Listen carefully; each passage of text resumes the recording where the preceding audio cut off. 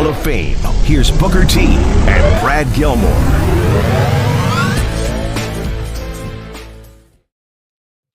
Welcome inside the Hall of Fame. I'm Booker T, six-time world champ, two-time Hall of Famer.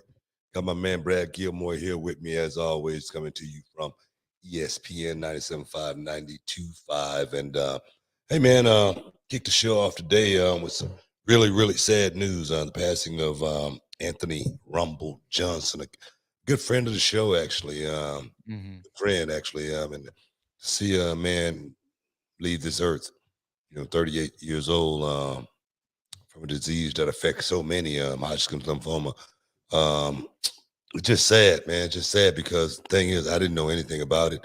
I didn't know he was, sick at all. Seemed like he was one of the healthiest guys. You can imagine. Always looked strong. That's on the outside. You know what I mean? And he suffered in silence, man. And that right there, that's even sad.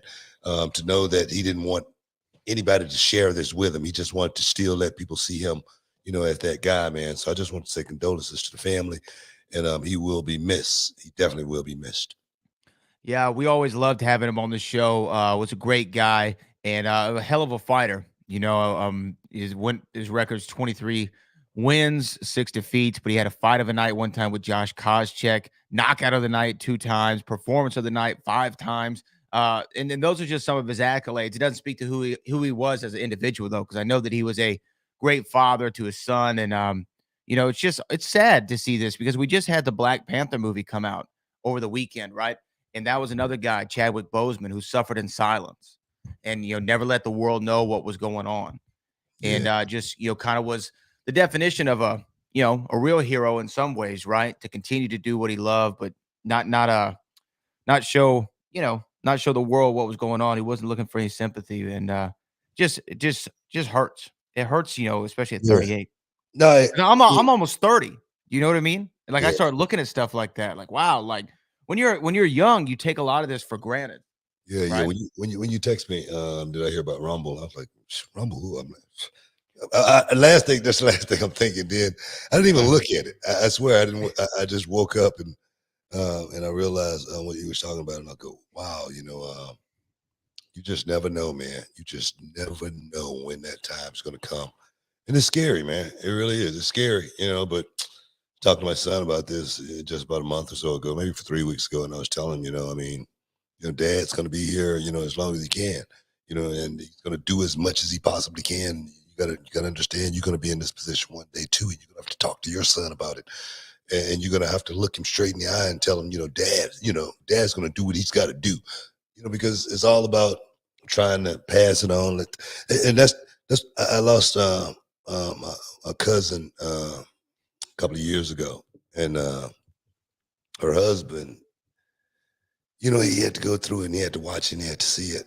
And it was, a long time coming when it finally came. And I watched how strong he was in that moment, man. And that gave me strength, to know that, you just got to push forward and do what you got to do for the family, man. But like I say, he's going to be missed. He's definitely going to be missed. Yeah, we'll probably, if you want to hear the interviews we've done with him, they're up on the podcast feed. You can go check out all our conversation with Anthony Johnson. Always a great guy. Remember he helped us get really our first national headlines in the MMA world. I don't know if you remember that, but he announced his retirement on this show and said what the industry he was going into. And just a great guy, man. It sucks. What fight comes to mind though for you when you think of Rumble Johnson? Is it the DC fight? I don't know, man. Probably DC fight, just because we knew it's kind of like what was going to happen in that fight as far as, his wrestling skills just wasn't up to par. And I was listening to, Rumble talk in some of his interviews here just today, and he was talking about how he really, really wasn't an MMA fighter. He just was a guy who could fight, So when he got in there with the top level fighters, like a Judge Jones, like a DC, he felt out of place, you know what I mean? But he was just trying to look for that one hitter quitter, man. And things might turn his way. But like I say, man, I'm gonna miss him, man. I'm gonna miss him because, like I say, it was definitely unexpected. Yeah, so our thoughts and prayers are with his whole family. You know, a big blow to the MMA world and the sports world in general. Rumble Johnson, man, legend, legend in his own right. So he'll definitely be remembered.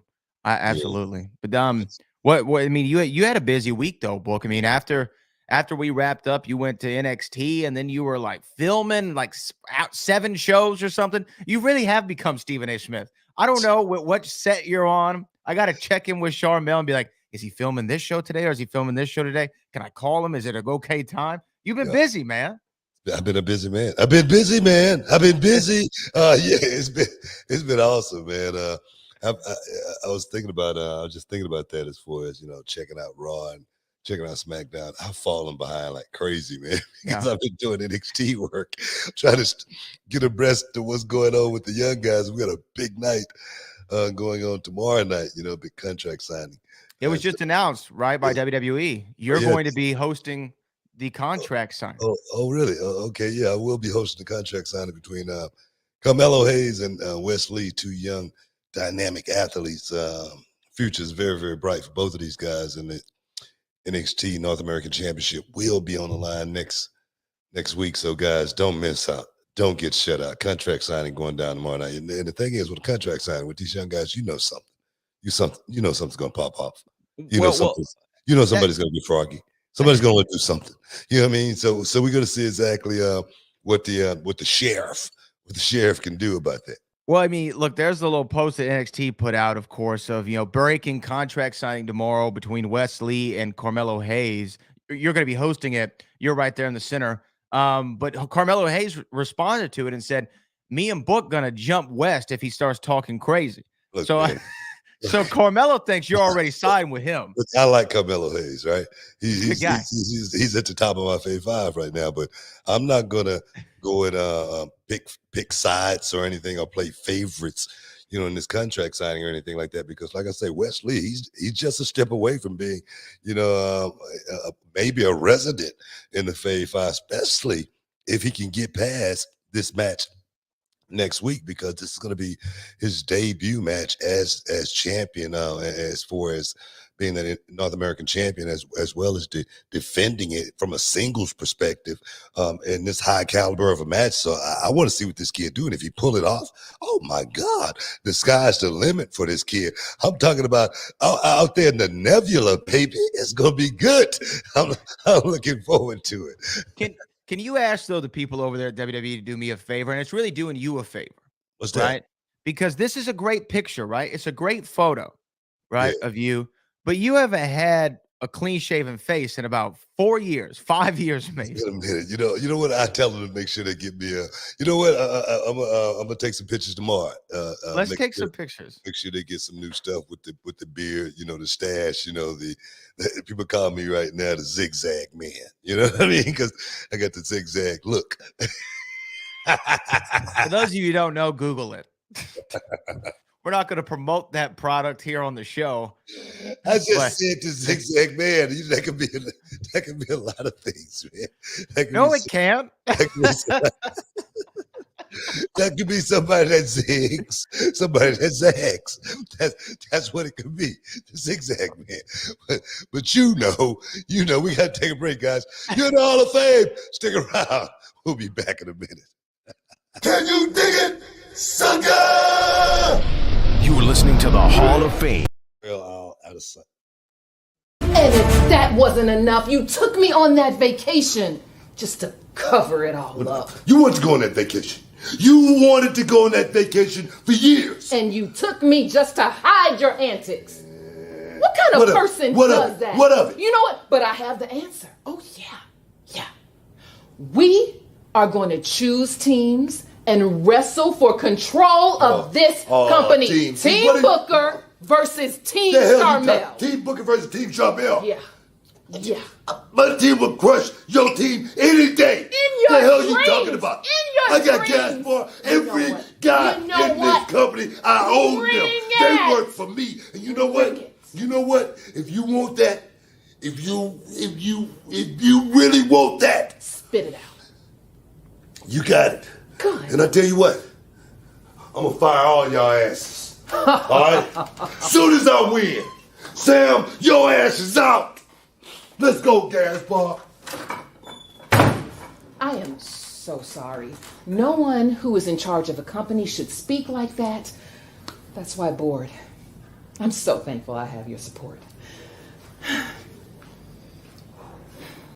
Can you dig it, sucker? You're listening to the Hall of Fame. Here's Booker T and Brad Gilmore.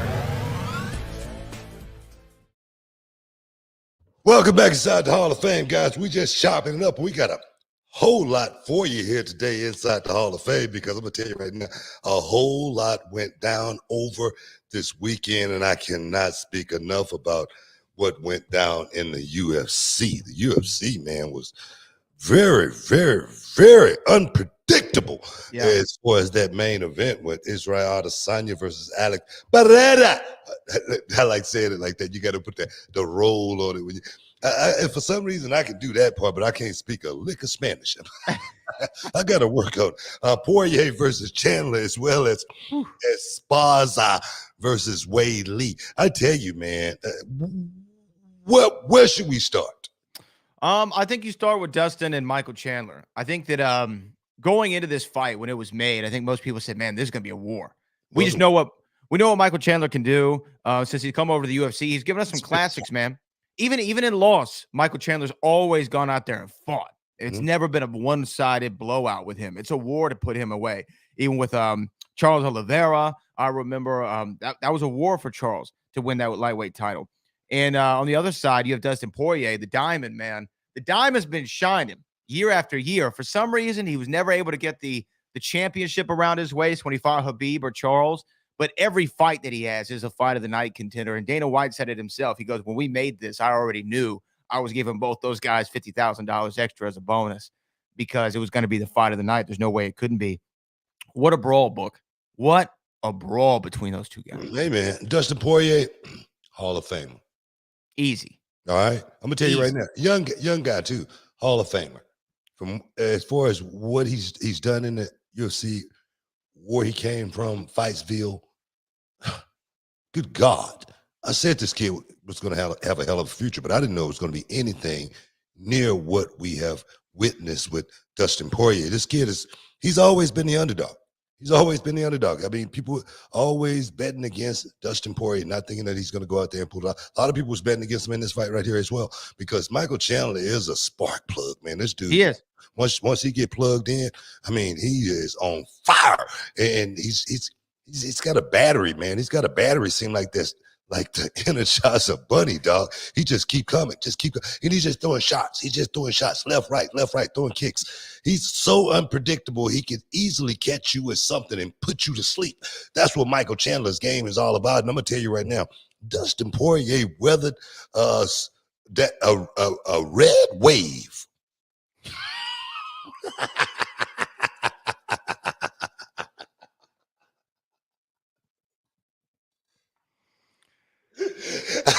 I just had to get that in there for a second. But that boy Dustin Poirier, he's bad. He is a bad man. Book thought of that on Saturday when he was watching the fight. I just thought of that. Wait till I get them on Monday. I just thought of that, bro. I swear to God, I just thought of it. I'm just playing. But yeah, he did. He did have to overcome. Tomorrow, though.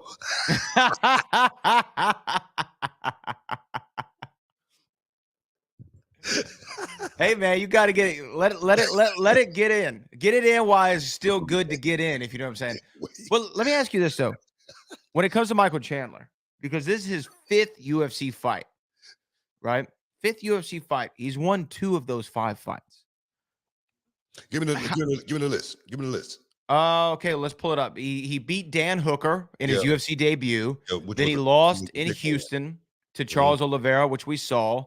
Then he lost a 3-round decision to Justin Gaethje, unanimous. And then he knocks out Tony Ferguson back in May of this year. Hard knockout. And then lost to Dustin Poirier. I mean, he's lost to, top tier talent, man. You know what I mean? Top guys. Sure.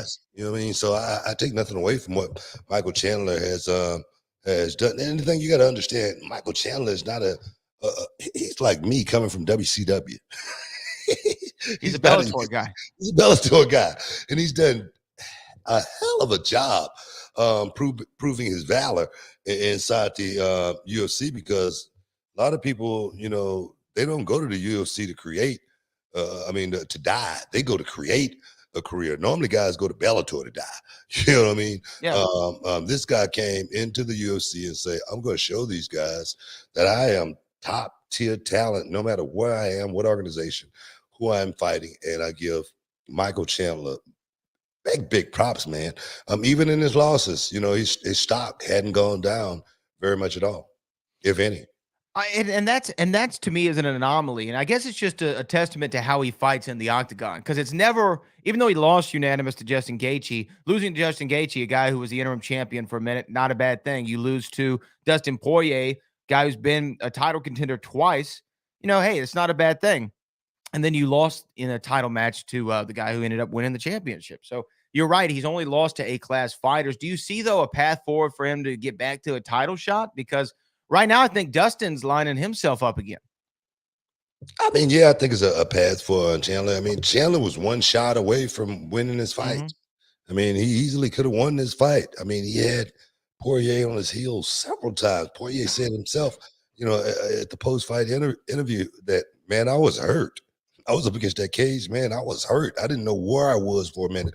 So and Dustin finds himself in that position in a lot of his fights, and he seemed to weather the storm. One thing about Dustin Poirier, his mental ability to be able to suck it up and recover and get back in the fight, man, is unpalatable. So, I mean, you know what? I'm coming up with all kind of words now. You're good. Yeah, I can tell. I've been studying way too much lately. Yeah. We've heard valor. We've heard palpable. I mean, what is... Who am I talking to? Bro, I've been studying. Booker T or Langston Hughes. I mean, that's just the credulity. I mean,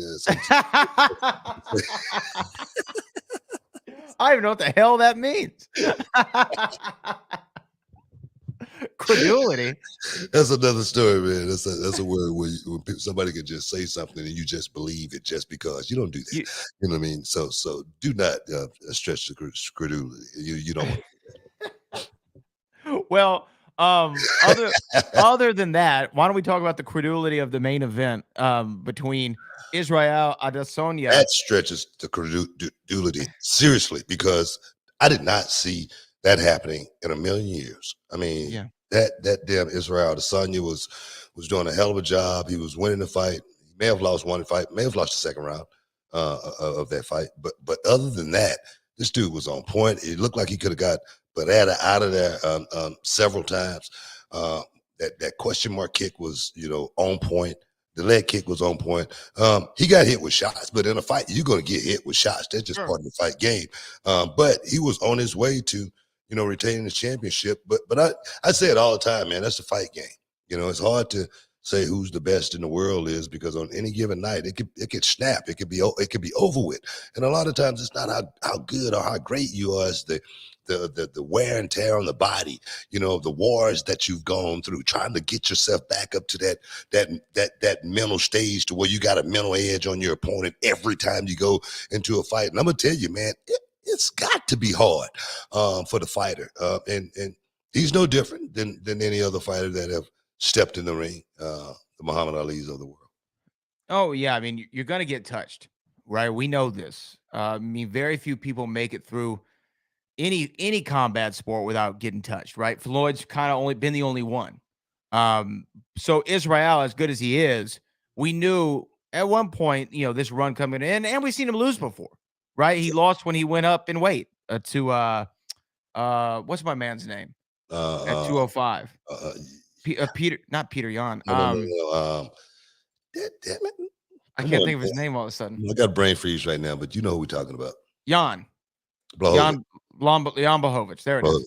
So I mean, he's lost before. Now, the interesting thing that I will say is, when Israel was in kickboxing, he's lost twice to Alexander Peoria. Same guy he lost to on Saturday night in an octagon this time. Yeah, yeah. So 3 times this guy's beaten Israel Adesanya in 2 different sports.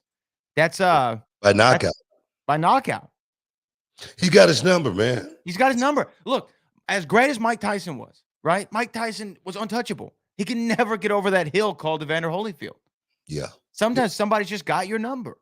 Yeah, I think that's what it is. As well as this guy is strong. He know that kickboxing background. He studied it himself, and he was good at it. Good enough to knock Adesanya out cold. And I'm gonna tell you right now, that knockout back in the kickboxing days, man, that left hook was so hard, bro. I mean, Adesanya went to sleep. I mean, his legs just. I'm out of here. Call me tomorrow. But it was one of those knockouts to where you said this guy got some power behind the shots, and it looked that way on Saturday night. The shot that this guy was throwing, every time he touched Israel, no matter where he touched him, you could hear it on television. And I'll say, man, just one shot. All he needs to do is land one shot. As well as my take is, I really feel like Adesanya hurt himself throwing that leg kick. I could be wrong.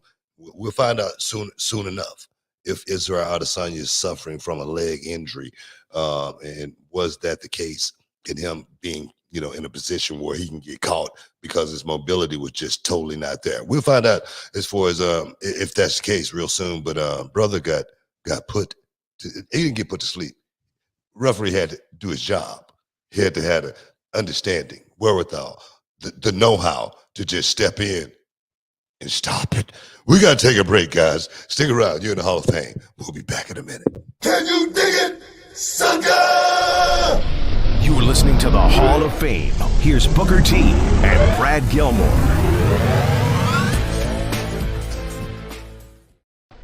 Hey guys, this is Booker T, 6-time world champ and 2-time WWE Hall of Famer, inviting you to check out the official podcast feed of the Booker T Roast. Episodes of the Roast will be debuting the month of October, and they are guaranteed to be good. Subscribe and follow the feed now on your favorite podcast app and leave a rating and review. Now, can you dig that, sucker? Can you dig it, sucker? You're listening to the Hall of Fame. Here's Booker T and Brad Gilmore.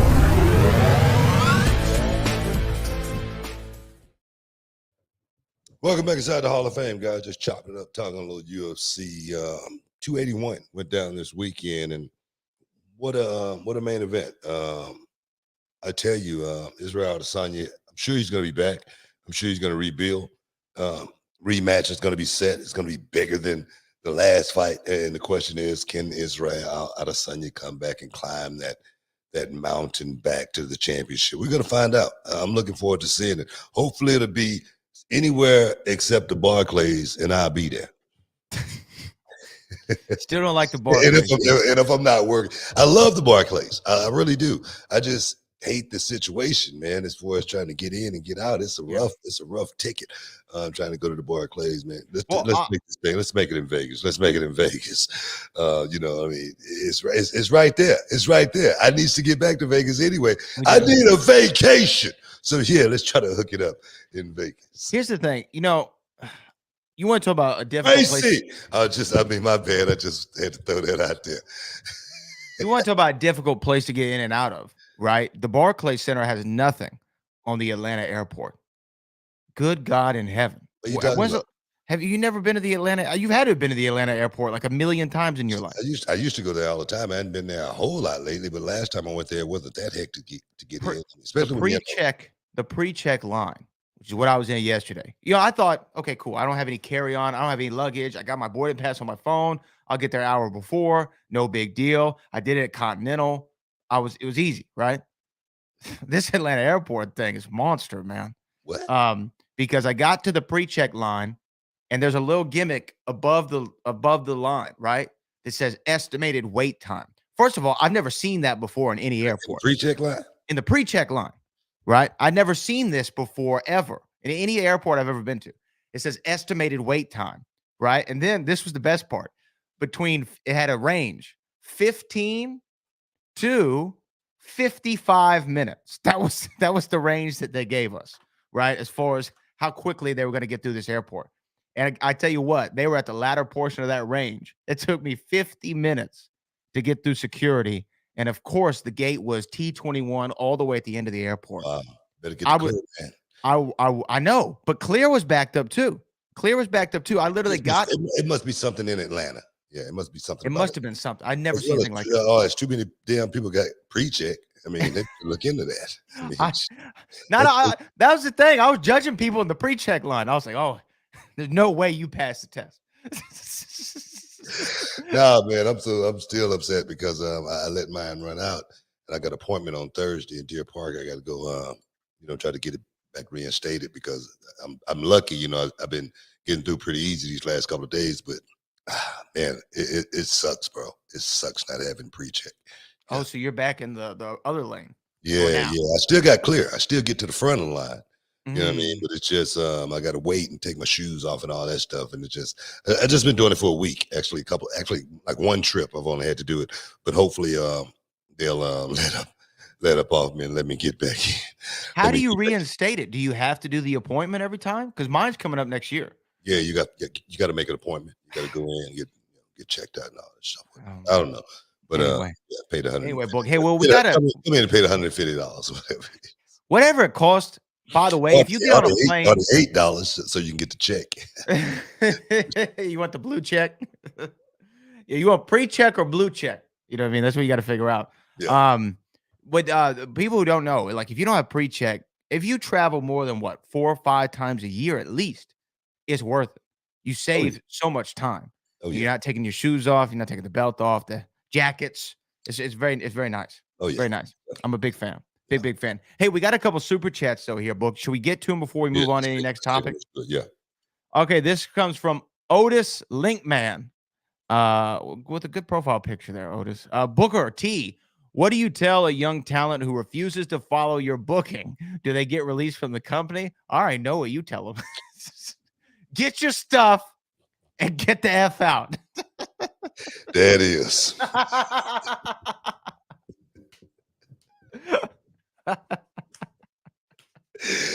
Yeah, that's exactly what I do. I mean, just exactly what Brad just said. When somebody come into reality wrestling, if I give them specific instruction to go out and do something, and they don't do it, when they come back through the curtain, they're told to get their bags, and I never want to see them ever again. It's true. I've seen it. And it's just that simple. Because I don't need anybody going into business for themselves. I don't need anybody coming in thinking it's their show or anything. Somebody could get hurt. That's what almost happened in that match when I told that kid to get his stuff and get out of there. Somebody almost really got hurt. And the thing is, if he would have just followed my instruction, he would have looked great. And the thing is, the instructions wasn't for him. The instructions was for the other guy because the guy was new, impressionable, and perhaps would have done anything if asked to do it. So I said, hey, let's do it this way. And guy went against the grain when he came back. And I've never seen that guy ever again. And you know what? I never want to see him ever again. And that's just one. I've seen it more than that, right? It doesn't happen too often, right? But, over the 10 years that I've been with reality wrestling, I've seen it once or twice, right? Where somebody thinks that they just know better. Yeah. Think they're smarter than I am. Think they got a part ownership in the school. No, they don't. And that's exactly what happened. Yeah. So, did you ever see anybody though in WCW or WWE, F or TNA for that matter, ever just say, "Yo, I'm not doing this"? And I mean, did they get the similar treatment? Well, I remember, he was a guy that I wouldn't call us good friends or anything like that. But Alex Parteau, back in the day, he did a little bit of work in WWF back then, and he got a tryout with WCW, and his tryout was going to be with Marcus Bagwell.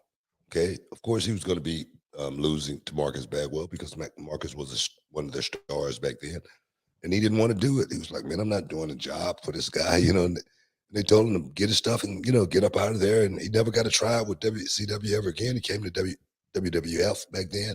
Didn't work out for him there. Boom.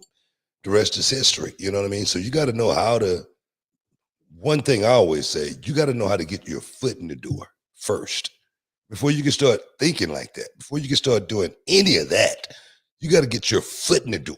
I'd never know if you're a prodigy or not if you don't get your foot in the door. Seriously. So do that first, and then you might be able to start making some money moves. Right. I mean, yeah, you got to earn the right to have an opinion. You know what? But some people these days in this Gen Z era, they think everybody is supposed to have, an opportunity to speak, even when you're just walking in the door, and it's of course that's the perfect world, but sure. But this is not a perfect world. And if you don't look at it that way, you can find yourself on the outside looking in. And I say that because I'm talking from experience. I'm talking about, making an example out of myself. When I first came to WCW, if anybody know about the first character that never was portrayed on television, it wasn't a flattering character at all for my brother and I. But my brother and I, we knew we had to get our foot in the door. I remember when we first came back through the curtain, everybody was so mad because of the angle and the character that we were playing. I remember Bill Watts, he looks at my brother and I, he goes, "I should send you back to Texas right now." Like it was something that we did, right. And then we go, "What are you talking about? I mean, it's not our fault." He said, "But you guys can work, but can you draw money?" Yeah, baby. Big difference. It's a big difference, right? It's a huge difference. So yeah, you gotta earn your right to speak up. I think it was like 3 or 4 years before I even asked you if I could pitch an idea at Reality Wrestling. Hey man, just to give you guys a little bit of story, we got about a minute 45 before we got to take a break. One of my guys, my right hand man, Kevin Bernhardt. I don't know if he listened to the show or not, but he been working with me for years. One of my first student, not one of my first student of Reality Wrestling, 18 years ago. Okay, one day I'm always giving my speeches since day one. I'm always saying, "Hey man, when you're 99%, just keep your mouth shut. But when you're 100%, you speak up 100% of the time." Okay, that was back in 2005. Fast forward 2018. Same kid, Kevin Bernhardt, my right hand man. He does my editing, writing, and everything. And when I say everything, I mean everything. Mm-hmm. He came to me and he booked, can I have a meeting with you? And I go, "Yeah, what do you want to talk about?" He said, "I talked to you in the office." "Yeah, in the office." "Yeah, in the office." "Okay, yeah." He said, "Man, got a little bind in a bind, man." He said, "Man, you remember when you told me 99%, you keep your mouth shut?" I go, "Yeah." He said, "You remember you said 100%, you speak up 100% of the time?" And I go, "Yeah, that's what I always talk about." He goes, "Man, I need a raise." Couldn't do nothing but start laughing. I go, "How much you need?" He go, "X amount." I go, "You got it." But that's what the deal is, man. When you're 99%, keep your mouth shut. When you're 100%, speak on it. Guys, we got to take a break. Stick around. We'll be back in a minute. What's going on? It's WWE superstar Apollo Crews here. I just want to talk for a minute about what the Indies meant to me. Traveled up and down the road for a long time, and they meant so much to me. It was a huge part of getting me to where I am today, and that is a part of the WWE. I actually did some work with Booker in Houston, drove from Atlanta. Those drives, I feel like those drives that we take, 14-hour drives, those type of things develop some kind of character in you that you can't find anywhere else. The Indies mean a lot to me. Got to travel to Japan, Europe, UK, toured all over, and for me it was just a huge part of helping me become the superstar that I am today. So I'm very grateful that I got to experience the Indies, and that's it for me. What's up, this Booker T, two-time Hall of Famer. I know you're checking out the shine, checking out the gloss. I want to thank you guys for checking out Row on YouTube. Hey, don't forget to click and subscribe to check out all the latest content right here each and every week. Now, can you dig that, sucker? Can you dig it, sucker? You're listening to the Hall of Fame. Here's Booker T and Brad Gilmore. Welcome back inside the Hall of Fame, guys. Just chopping it up. I see we got a couple more super chatters, Brad. Yes, sir, we do. Let me pull them up here while we're talking. If you have a question for us here in the Hall of Fame, all you gotta do is super chat it in. We will answer it here on the air. Our next one comes from our man Aaron C. Yeah, baby. Aaron C says, what's it like as a regular week on the road as a professional wrestler book? As far as traveling, hotels, eating, hitting the gym, how chaotic? Yeah, that's it's really chaotic. If you don't manage it properly, because a lot of guys do want to try to get out there and you know get their workouts in, hit the tanning, machine. Talking from like back in the day, they wanted to go out and they wanted to party hard at the same time. They wanted to come in, they want to wrestle in the middle of that ring hard as well.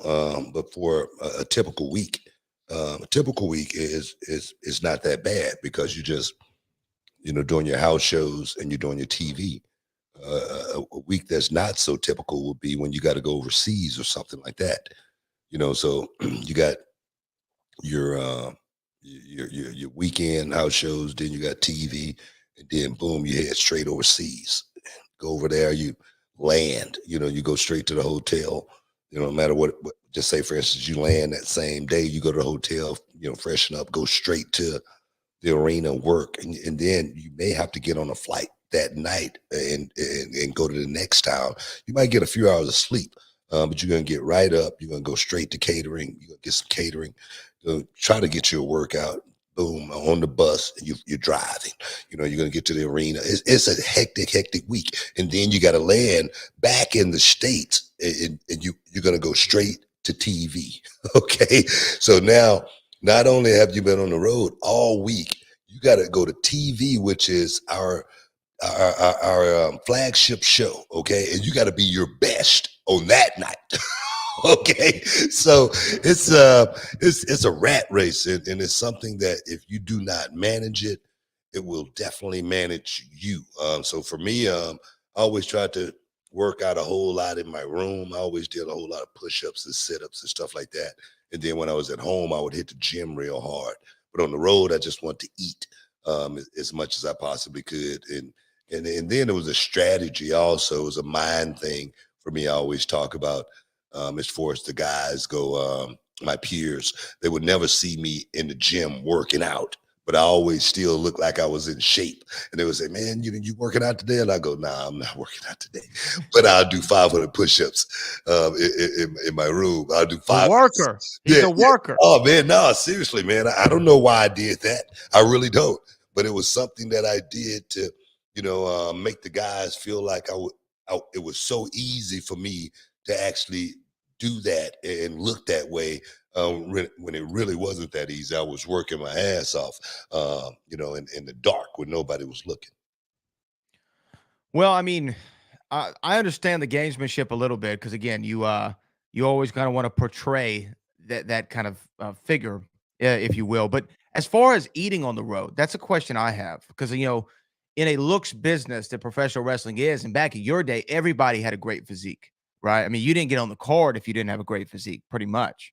Yeah. How are you able to stay in that shape on the road? Because really, when you're traveling, you either eating at the airport or you're getting something on the road after the show. And after the show, it's not like you can go stop and find dining.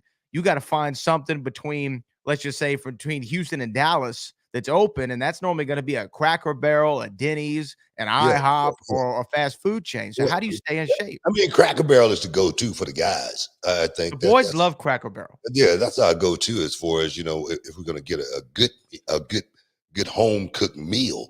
But you rough it, man. You rough it. You find whatever you can eat. I mean, sometimes it's not glamorous. You know what I mean? It really isn't. For me, I always had a car, so I would always make sure I got up in the morning. I go find me a Denny's. you know, and I would always sit there and have my coffee, you know what I mean, and my omelet, whatnot. And I wasn't one of these guys that dieted where I need to have 8 egg whites and all of that stuff, you know, oatmeal. Yeah, I wasn't like that. You know, a lot of guys were like that, but for me, I was just all about, you know, my 3 meals. Before the show, hit the rubber band, you know, pump the arms up real good, and then the secret sauce, the baby oil. So you never did the Rocky diet thing where you have to like drink the raw eggs or anything like that for protein? No, I've never. Have you ever tried that? I've never looked like The Rock. I've never. No, I said Rocky, like Rocky Balboa. Oh, Rocky Balboa. No, I've never tried that, man. I think I tried that when I first started working out like an idiot. You know what I mean? I got 1 egg down, and that was it. You know, I was like, this ain't gonna work. Screw Booker's cracking the eggs, and he finds the Walkman is playing Eye of the Tiger on the No, Walkman. I tried that once. You know, it didn't work out. It didn't last very long at all. It just wasn't my cup of tea. Did guys actually do that though? Yeah. I mean, and it's just a way to get raw protein. I mean, bodybuilders, man, are some crazy, sick individuals, man. They'll do anything to get the muscle, bro. I'm serious. And I was in that position at one point in time, and I remember I was at a bodybuilding contest, and back in like '85 or something like that, and I thought I was looking good. I thought I was ready to go, and I came in 3rd place, and I don't know how I came in 3rd place. It was just at an apartment complex. It wasn't major. It wasn't like the IFBB or anything like that. It wasn't the Storm Classic. Exactly. It wasn't the Storm Classic or anything like that. But the guy that won, man, he was shredded. You know what I mean? He was ripped. And I'm like, you know, how do you get like that? He told me what he had to eat. That was my last show. You said, "Oh hell no! I am not living this life." No, man, I'm serious. I kid you not. That was my last contest because I was like, I know I can't do that. I know I can't eat like that. I know that's not my route right there. I got to eat. I'm gonna have a headache. You know? So which one do I want the most? So I wanted some food. So that didn't work out for me. The good thing the wrestling came along for me. Let me ask you, like in the bodybuilding thing, because did you put the baby oil on when you did the bodybuilding? Yeah, did you do the tanner thing? No, I never did. Come on, man. No. Look, you say that, but when we were in Vegas last year, right? It seems like an obvious answer, right? Because your pigmentation is much more than a white person's would be, right? Yeah. But I saw some of the black bodybuilders putting on tanner. Bro, you got strange black folks too. That ain't nothing. I'm just keeping it real, bro. You got black folks that do some of the stupidest stuff that he didn't have to do it. Oh yeah, I was surprised by it, to be honest with you. See his body is bronzed. You know, it's not gonna get much more. And he still say, I gotta get some tan on it. I don't get that. I don't get that at all. But you know, I always talk about, you know, white folks doing some crazy stuff like climbing Mount Everest. You know, I'm serious. You know, so you got black folks that do some stuff that you wouldn't believe. So yeah, I get it. I was thrown off. I'm not gonna lie to you. I was thrown off. I was like, oh, okay. I mean, I guess, like, sure. I know that's part of what bodybuilders do. And they tan everything but their face. Yeah. Right, bodybuilders. I don't get that either. Yeah. Why do they not tan their face? I don't know, man. The bodybuilder, man, strange individual, man. They want that perfect body, that perfect look. The lines got to be, you know, right. The curves got to be right. Oh man, you know, it's got to be a hell of a lifestyle to live. Wake up eating chicken breasts every day. Potato, nothing on it, with no butter, no salt, no nothing. You know, you just got to be dedicated to, you know, the gym. You know, those guys have very little of a life. You don't see too many bodybuilders out in the club, do you? No. You know, even though you don't go to the club probably these days, but I don't. You know, even back in the day when you was in the club, you didn't see a whole lot of bodybuilders, right? No. They don't want it. They don't want no drink. They don't want no liquor in their system. All of that, you know, counteracts everything, counterbalances everything that they're doing. So it's like that for a reason. Seriously, you know what I mean? I was one of those guys. I want to look good, man, but I needed a Jack and Coke to go with it. Hey man, look, these bodybuilders, God bless them. You know, my man Matt Storm, you know, he hosts the Storm Classic at the World Gym Arena a lot. I know our guy Ed Stone just competed Yeah, he in did the look in good. the I he looked great. bet you went straight to Whataburger as soon as he came. He put on about 35 pounds in a weekend. No, in one night. In one night. Yeah, you're probably right. All the water weight, you know what I mean? Because you can't have any water in you. You know, and that's the one thing you got to drain yourself. You know what I mean? It's like squeezing a towel dry. That's the way the bodybuilder's body got to be. I'm just giving you an example.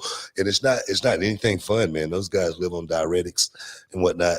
It's hard to be a bodybuilder. It really is, man. It is truly hard to be a body. You got to be dedicated to that life, man. You really do. I heard what's his name? Hugh Jackman, who plays Wolverine. He was on Howard Stern a couple years ago. And I heard the interview, and he said to get looking like Wolverine, what he would do is before the shoot day, where he'd have his shirt off, he would drain himself, like you said, like a towel of all the water in his body, and then he would drink like pretty much. I can't remember what it's called, but it's pretty much liquid sugar, right? Just drink that straight up, and it says it makes you real vascular and makes your veins plump because it's the first liquid that's getting into them, and it's got all this sugar in it. It makes your veins pump up. And then he said, I'd hold weights off camera just to make it look. I don't know the name of it, but I can't. It's like glucose, sucrose, something. I don't know what it's called. Yeah, but I was shocked to hear that's how you have to do it. So I can only imagine that's for him to be in a shirtless for a couple minutes. It's not like a lifestyle of bodybuilding. So nah, man, it's hard, man. I don't know how those guys do it, but they're dedicated. Guys, we got to take a break. Stick around. You're in the Hall of Fame. We'll be back in a minute.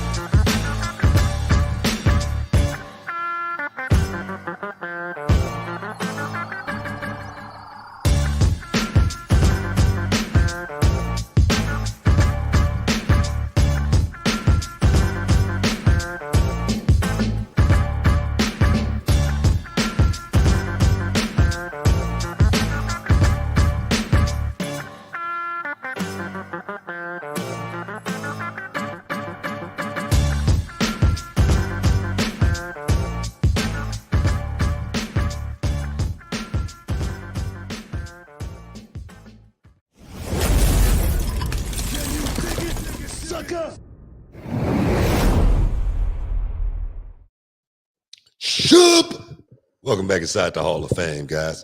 Brad, I see you got your headphones on, man. I do. Represent the Rode. Represent Rode microphones as always, man. I got the Rode Procaster or Rodecaster Pro. I'm over here. I'm like a Mix-a-Lot over here, just pushing buttons and all kind of stuff. You know what? Speaking of Mix-a-Lot, Sir Mix-a-Lot, we all know him from Baby Got Back, right? Yeah. But did you ever listen to Mix-a-Lot before Baby Got Back? Yeah. The brother could rhyme. He's always been good. He was really good. If you listen like Posse on Broadway or anything from that Swass album, he's so much more than Baby Got Back.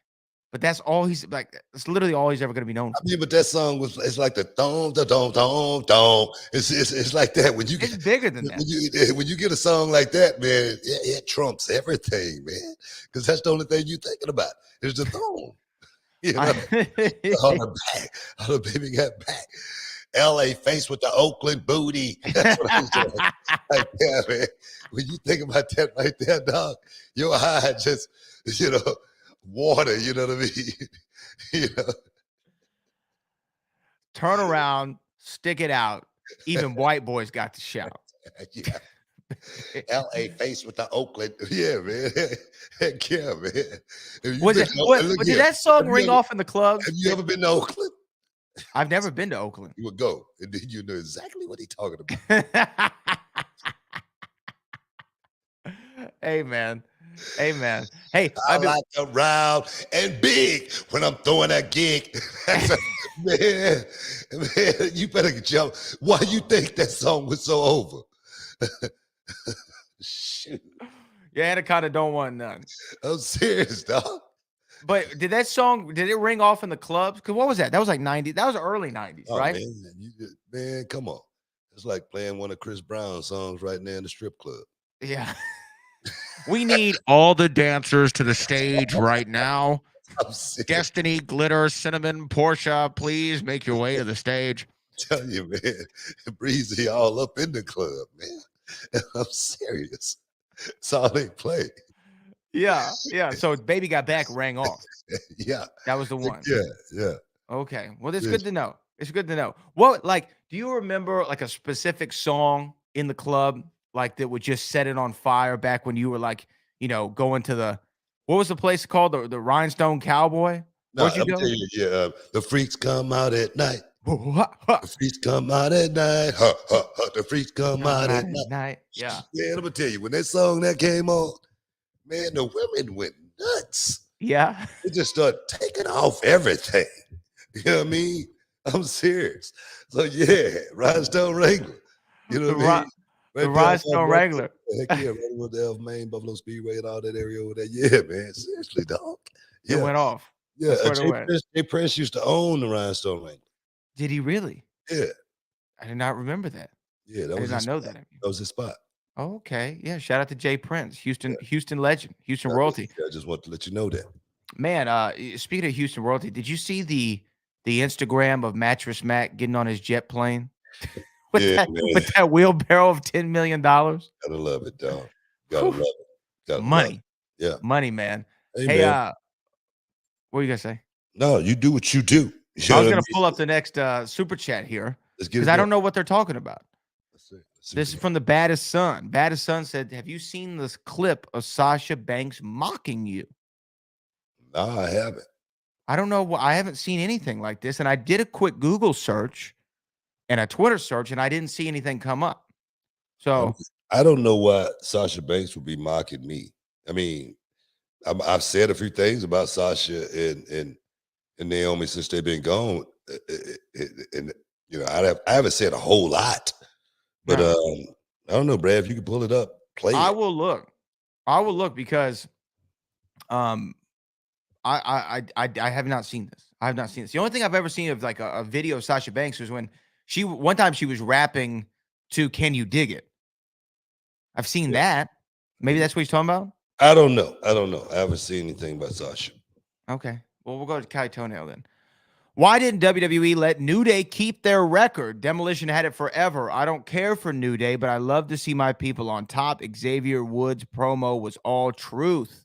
Okay, what promo? He must be talking about from SmackDown on Friday. We'll see if we can pull a clip of it. But the Usos did break the record as the longest reigning tag team champions in WWE history. Why don't you comment on that? I want to know what Xavier Woods said. Well, here, let me see if I can pull it up. I mean, come on here. I mean, let's not get the carriage ahead of the horse. I got to pull it up, so it takes me a second. You know what I mean? No, I'm just wondering if Xavier said something on TV or if he said something on social media about something that he's not happy with that's going on or something that happened.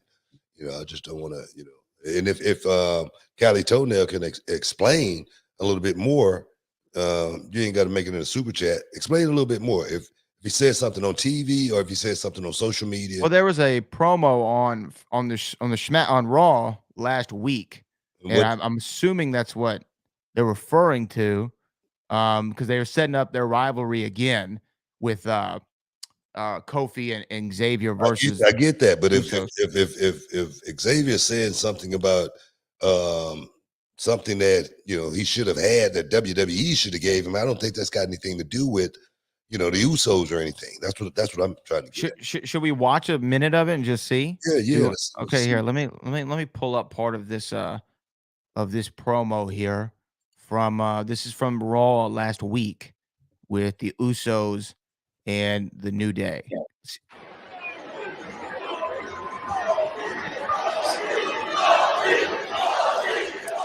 See if I skip forward a little bit. Yeah, cold feet in the new. Okay, hold on. I'm trying to skip forward for us so we can actually see Right. anything. And top. Let's see. Well, I'll have to find a clip here. Don't worry about it. I mean, Yeah. if it's like I said, Callie, explain that a little bit more, because if it's something that happened on TV, I don't care about it. If it happened on social media, then we'll talk about it. How about that? Okay, yeah, it seems like it happened on television. Like, Yeah, I like a don't care. television promo. They did an angle on TV. That's like me when I say something on the kickoff show, Raw Talk or Smack Talk, and then next day I see it on one of these sites when I'm talking about something on a wrestling show. You know what I mean? So I don't know about what happened there, but if you said something on social media about being unhappy about something, then we'll talk about it. How about that? Okay, Mike Booz says Xavier said the New Day had to crawl their way to the top while the Usos had a free ride from their family to get where they're at. No, I don't. You know what? That might be true. That might be true. And maybe they got in a little bit quicker, a little bit easier. You know what I mean? But I think the New Day may have a point there. But then on the other hand, I think the Usos has worked pretty hard to get in their position as well. Now that's a story. That's a storyline. I'm not here to talk about a whole lot what's going on as far as storylines go. How about that? Yeah, and apparently the Sasha Banks thing was somebody she saw. There was a video with a guy that looked like you, and she told him, "Hey, Booker T." Hey, I mean, a lot of people look like me, and a lot of people say that. Actually, a guy said that on one of the major fights that was going down with Gervonta Tank Davis and Rolly Romero, whose manager actually looked a little bit like me, and Gervonta Tank said, "Hey, man, sit down, Booker T." So, I mean, I don't look at Tank any different, other than, man, can you get me some tickets to your next fight? Something like that. Now, I don't take offense to stuff like that. I really don't. Yeah, nor should you. But can I tell my favorite story of when someone thought you were someone else? Who's that with? Do you remember we were in Vegas for the Fury fight, and we're walking into the fight. At the MGM, you got to walk through the casino to get to the entrance, right? Or you can come in from the outside, but we were staying at the hotel. So we're walking through, we're going down the escalator to get to the arena, 'cause we got floor seats. And there's a guy, I could hear someone behind us going, Lennox, Lennox, Lennox. Yeah, I remember. Hey, Lennox. And I'm like, man, is Lennox Lewis here? And then the man's behind us on the escalator, and he taps you on the shoulder. He goes, Lennox, can I get a photo, Lennox? I'm like, he doesn't have dreads anymore, do he? I mean, this guy, he must have been from the Middle East. But he still think Lennox is still fighting. Lennox, can I get a photo, Lennox? That was my favorite thing ever. Yeah, people crazy, man. It's my favorite thing ever. So anyway, yeah. So that was apparently the Sasha Banks thing. But going back to the Usos and the New Day, Usos breaking the record. It's a big deal. I mean, they've been a tag team since they started wrestling. Yeah. They came through reality wrestling, went straight to WWE thereafter. They've always been a tag team. Yeah. I mean, they deserve everything they get, man. Those guys, hard workers. They go out there and get it done in the middle of the ring. Of course, a couple of bumps in the road.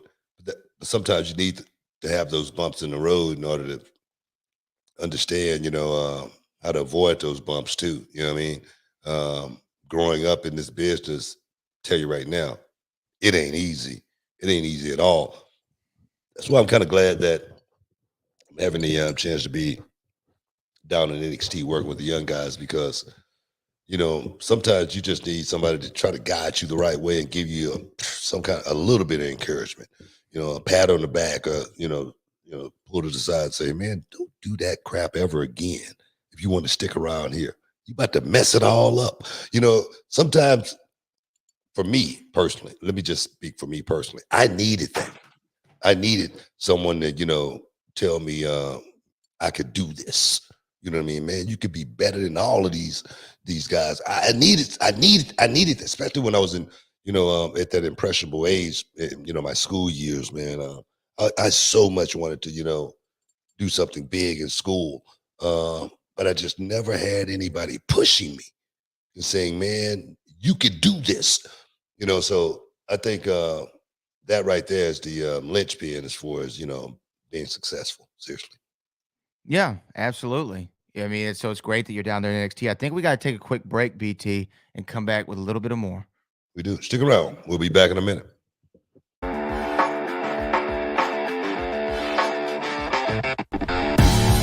My name is Dan Miller, and I'm trained to be a professional wrestler here at Reality of Wrestling. Professional wrestling has been part of my life for as long as I can remember. Growing up, I would have the toys, I would have matches with stuffed animals, I had a little paper championship. I always had that voice in the back of my head saying, can you do this? Can you really be a pro wrestler? And one day that voice got so loud, I just had to know. So I did my research, and I found that Reality of Wrestling is the best training ground in the whole country. You could sit down and turn on the TV every night of the week to watch pro wrestling, and you'll see someone who got their start in this ring. Reality of Wrestling teaches you everything you need to know about the business, from putting together the ring to putting together a TV show. This is a place where you can come and work on your fundamentals, work on your body, work on your interview skills. This is a one-stop shop for everything pro wrestling. If you have that voice in the back of your head, now is the time to find out if you have what it takes here at Reality of Wrestling.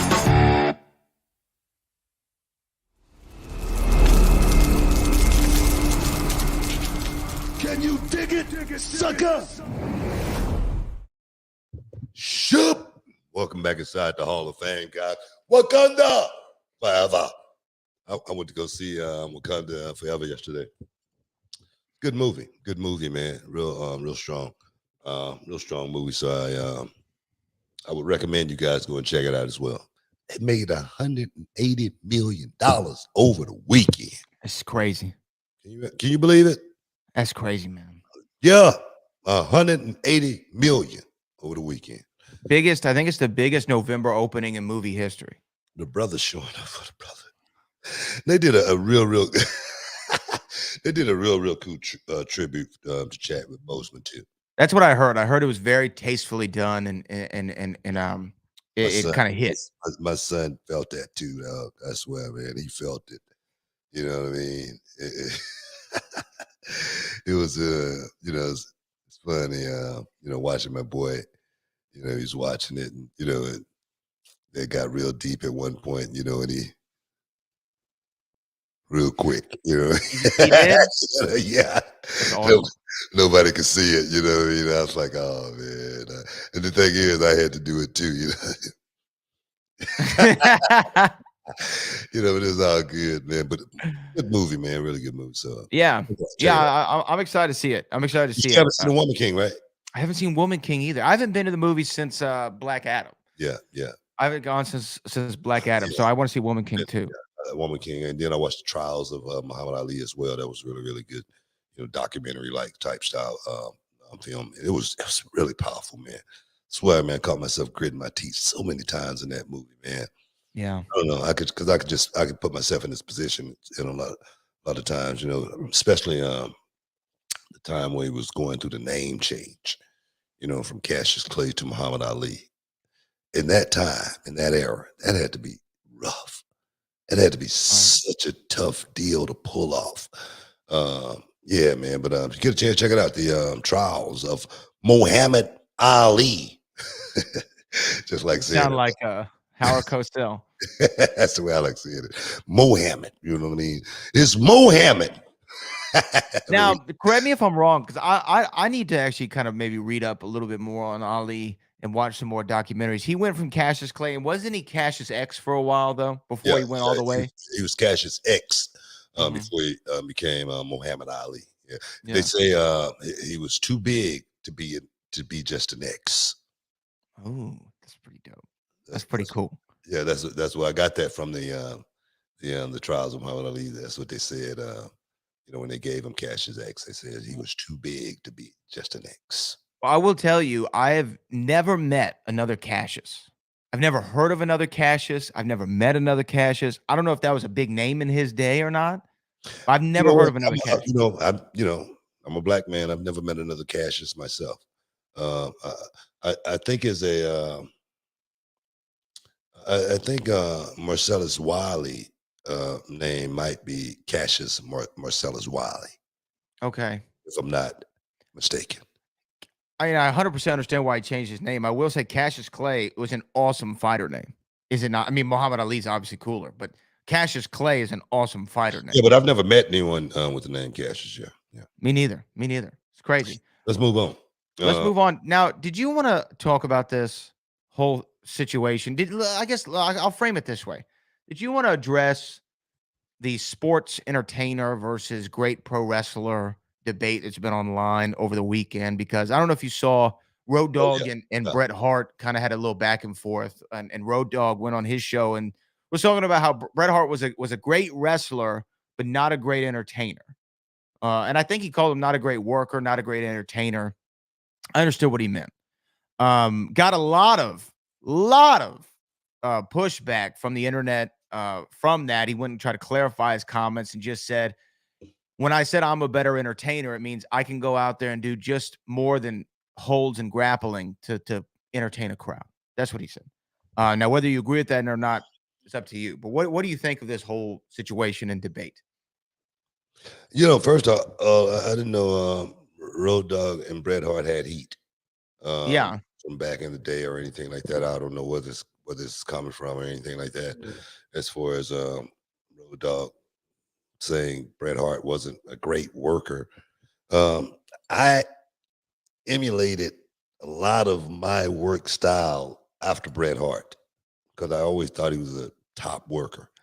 I always thought he was high, upper echelon talent as far as, and this guy could work. You know what I mean? And you don't say that about too many guys. I don't know. You can separate the entertainer from the wrestler, but you can't separate the wrestler from the wrestler. If you get what I'm saying, I feel you. What I mean by that is the wrestler. That guy, top guy, and he's going to be in a certain position because he can go out and give you what you need at any of these big matches. That main event. I ain't talking about mid card. I'm talking about the main event. Okay. And I know Road Dogg and they did a whole lot, but I don't know how many main events those guys worked in. Being a great entertainer. Sure. I mean, I agree.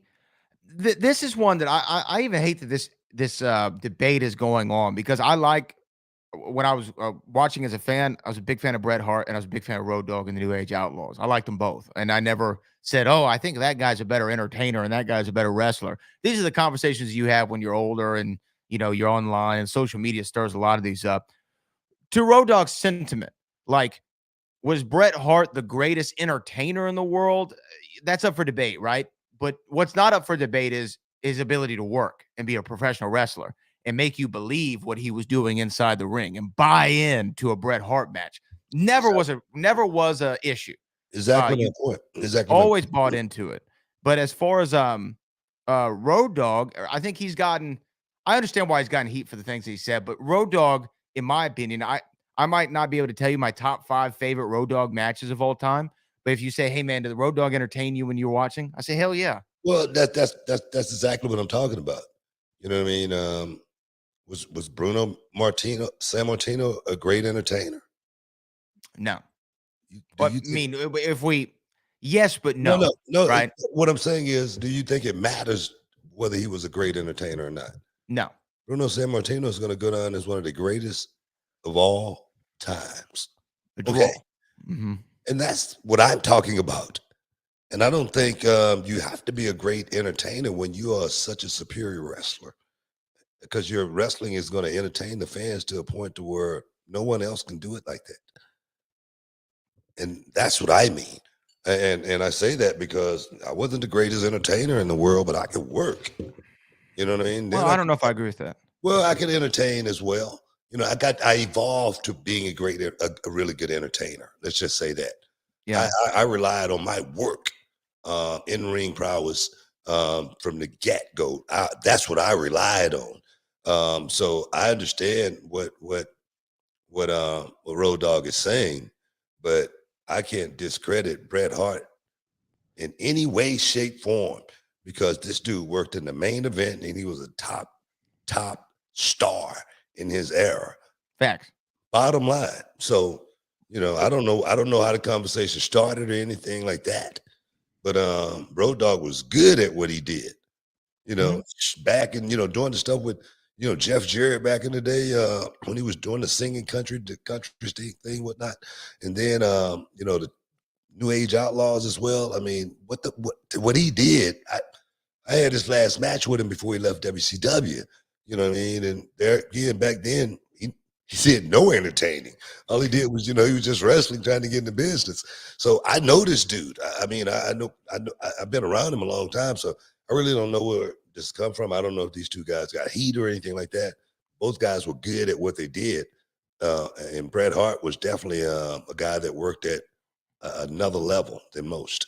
Yeah. I mean, when you talk about the technical ability of wrestling, Bret Hart goes up there in a top 10, maybe a top 5 list of all time of the actual ability to go in there and put on a professional wrestling match. I think and make that wrestling match very entertaining. Make it entertaining and real. And very compelling. Now, like Bret, and I think that he would admit this. I think Bret Hart said this in an interview. Bret Hart, not like the greatest promo of all time, right? Like he wasn't someone who electrified you on the mic. Could he put in a good promo? Yeah, he done some good promos in his life. I remember when he said, I think was it Orlando, Florida? He's like, if you gave the United States an enema, you'd stick the hose right in Orlando, Florida, or something. And it was funny and it's entertaining. But as far as like, I guess when you think of like great pro wrestler and great entertainer, you think of guys like you or Jericho or people along those lines who could do both and do both very, very well, right? Bret was very, very great at wrestling, the actual ability to wrestle. I don't know if I'd put him up there as like one of the great promos or make a guy who made me laugh and entertained me. He did, but in a different way. Well, okay, this is the way I kind of like. Let's take Road Dogg out of the equation. Yeah. And let's put Piper in that situation. Oh. Okay. Piper being the guy who did like the Ultimate Entertainment. Mm-hmm. Right. And Piper was the guy that worked where did Piper work on the card? Main events. He worked at the main event.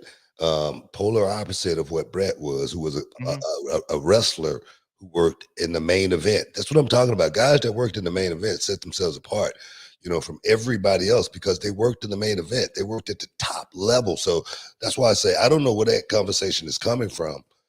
Both guys did what they did well, but you can't take nothing away from a guy who won world championships multi times.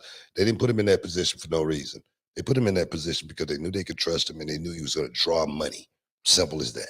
Yeah, and I will say though, I do think there's a difference between entertainer, wrestler, and worker, right? Because there have been guys in the business who are good, who you would say is a great worker, but might not be a great wrestler. Do you know what I mean? Like knows how to, like Roddy Piper. I don't think he was a great technical wrestler by any stretch of the imagination. He wasn't by any means. But he was a hell of a worker. Hell of a worker. See, there's a difference. It is. Yeah. It's a huge difference. We got to take a break. Stick around. You're in the Hall of Fame. We'll be back in a minute. Every time I come here, I just have so much fun. I go home and we just can't stop talking about it till we come back. The whole roster, top to bottom, star-studded guys. We drove 12 hours from Atlanta just to come see one Mr. for the World. It's one of the premier independent wrestling promotions across America. It's a well-oiled machine, and there's a lot of good talent. It's very rare on in these shows to see so much talent on one show. The organization that he has right now, I think and truly believe that it's one of the best organizations out there. Brian Keith is 15 feet in the air! Brian Keith is up top! A lot of fun, a lot of good athletes, good wrestlers, good family fun. I've been around with a lot of the other independent groups, but this to me is a very, very top and first-class operation. Reality of wrestling, one word, heart. And that's what Booker T is bringing to Houston. It's already special. He's created opportunity, and he's creating great talent, as you guys well know. Can't make it happen without these young people, without the fans coming out supporting this thing. This is the flagship of Texas wrestling. This is the beginning of something something big. It ain't gonna stop. It's the best damn promotion in the country right now. The best independent promotion in the country. The best talent, the best coach and teacher that there ever was. And this is where it's at right here in the reality of wrestling. Believe that. Oh my goodness! A Davidson driver! It's very professional. It's a very good production. Booker's doing it right. I really enjoyed being a part of it. Oh, what a rush! The future of wrestling is reality of wrestling. That's the reality of the situation. I'm Roddy Piper, and you're watching Reality of Wrestling. Be there, be square, babe.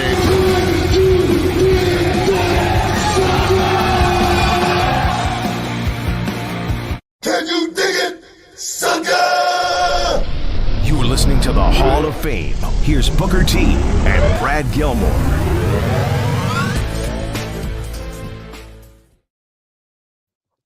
Welcome back inside the Hall of Fame, y'all. We just chopping it up.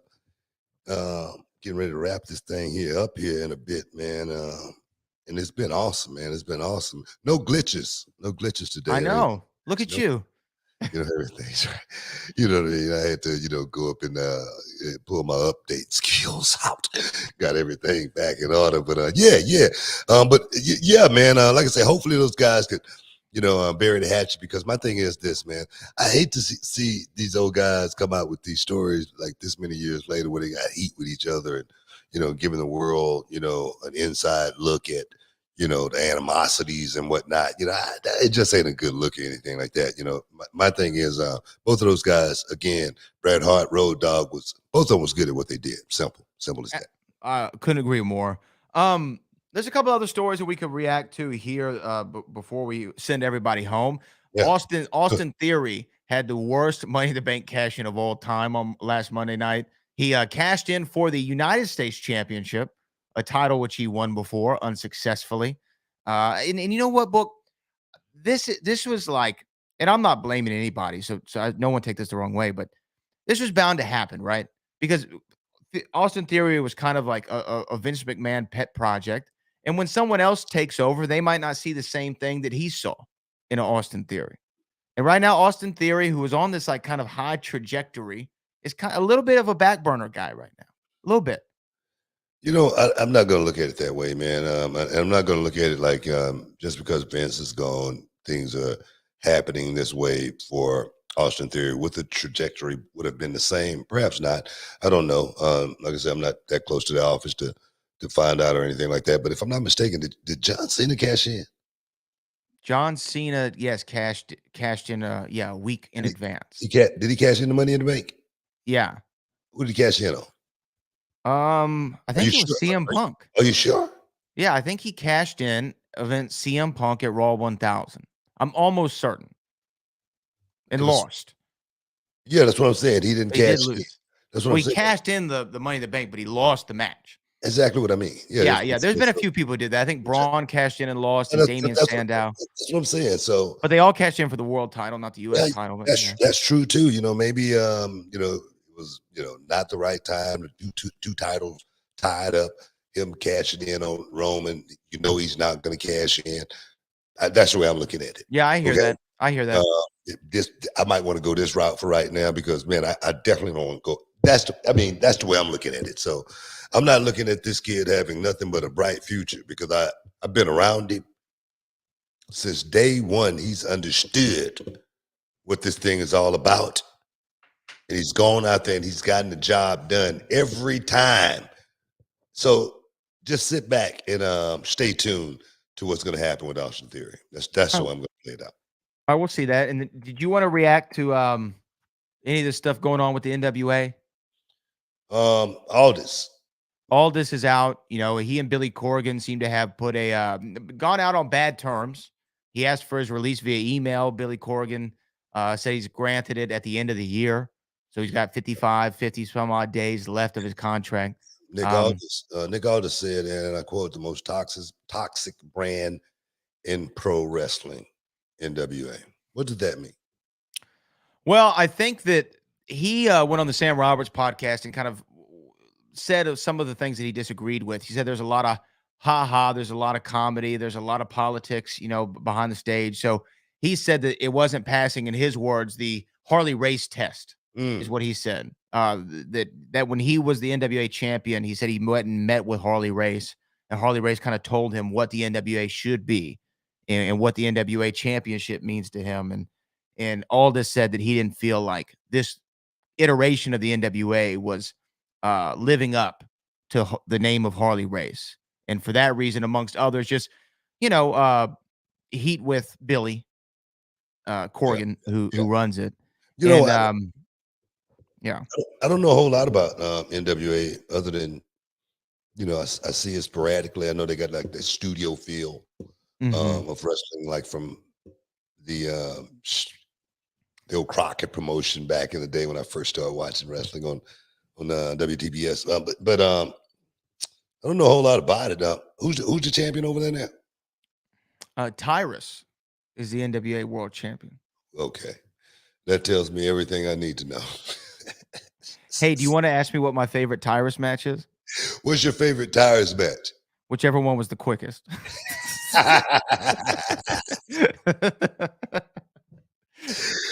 No, man. I don't know, man. I guess he's freelance and being a wrestler because I thought he worked on Fox News. He does work on Fox. Yeah. But you know what? He's the NWA World Champion now. He's the NWA World Champion. Now, look, I'm not trying to rub anybody's name through the mud, but I don't know what Billy Corgan bought the NWA for. I think it was in the 7 figures from what I heard. And I'm just going to tell you this. I actually know somebody. I know somebody personally who was offered to buy the NWA. I know someone personally, and the number that they were offered, this is probably breaking news. No one knows this, but the number this person was offered was $300,000, and they could have bought. No, don't say that, Brad. I'm telling you. I was just getting ready to put Reality of Wrestling up for sale.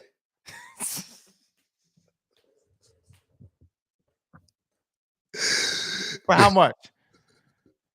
How much did he buy the NWA for? I think he bought it for about $1 million something. 7 figures. Around that price. Whatever you pay for the NWA, triple it.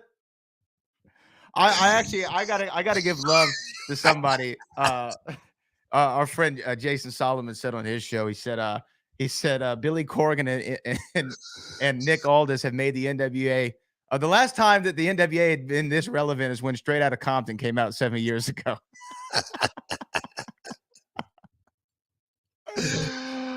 Oh my God, man. Look, I hate to, because no one repped that NWA brand stronger than Nick Aldis, right? I mean, the 10 pounds of gold. They defended the title at All In against Cody Rhodes. They had a real cool program for a couple months building up to that match. He really put his blood, sweat, and tears into it. I know he and his wife, Mickey, they did the Empower event, which was like the all-women's NWA thing. But to be all honest with you, man, I mean, it just hasn't clicked. And Nick Aldis, I don't know if he's too far past that prime to have a good run, maybe in a company like AEW or WWE. He's past his prime. I mean, he spent 5 years in the NWA. That's a long time. Wasted a lot of time trying to make that thing work. Nick Aldis was one of the first guys that I remember having any type of recognition in that company when they kicked back off. And it seemed like he wanted to be the guy that wore that NWA championship, that brought that NWA brand back to the forefront of professional wrestling. I didn't see one Nick Aldis match in the NWA. I'm gonna tell you that right now. So I'm not going to sit here and say I saw a whole lot or anything like that. But to try to bring that brand back, it's almost impossible. I mean, NWA is a relic of what professional wrestling was back then. Well, I will say this. I 100% agree. I think the NWA brand name is long gone in its value. And my hat's off to guys like Nick Aldis and Billy Corgan for trying, right? I mean, there's no harm in trying. Yeah. And they tried. And I just don't think it ever connected with the audience in large. The numbers prove that. The fact that I don't think anybody did you know they had a pay-per-view this last weekend? Don't nobody want to watch wrestling like that anymore. In a little studio like that, where it's like no people, they're doing the interviews after the matches and stuff like that, like they did back in, Ole and Orrin Anderson days, the Minnesota. Don't nobody want to see that. I mean, nothing against those guys or anything like that, but if you don't change with the times will run off and just leave you. and you just wondering what the hell is happening. Seriously. So I think that's the problem, and that only. I will say, as far as the Nick Aldis goes, I mean, I don't know if he has anything lined up. I do know that NXT is trying to launch that NXT Europe next year sometime, and it never hurts to have a veteran with some experience on a brand. So I don't know if that's maybe a place that he could end up. AEW seems to be, if you're a free agent, Tony Khan's going to try to sign you. Sign him So, up. I mean, I want him to go somewhere, because I think Nick Aldis has a spot on a roster. You know what? He may have a job. It may be a job for him in WWE. You never know. Yeah. I mean, I think he will. We'll see exactly how it play out. We got to get ready to get up out of here, man. I got a flight to catch in the morning. I got to get to Orlando, Florida, man. It's going to be a big contract signing going down. It's going to be the North American Championship, the NXT North American Championship, the challenger Carmelo Hayes and the champion Wesley. Oh, who's going to be overseeing this thing? Your boy, the 5-time champ, Booker T. And I'm going to make sure I call it right down the middle. It's not going to be any shenanigans. It's going to be righteous, if you know what I'm saying. Guys, check your boy out tomorrow night. Don't miss out. Don't get shut out. It's going to be on like a steaming pot of neck bones. Shuggy Duggy, quack, quack. We got to get up out of here, man. Bradley, as always, man, I thank you for making sure the ship is always right, as well as all of you guys, man, all the super chatters, everybody out there in the comments. We appreciate you guys for tuning in to the Hall of Fame on a weekly, dog. But right now, man, we got to get up out of here. I smell something cooking, and I appreciate it, y'all. Love you. We out.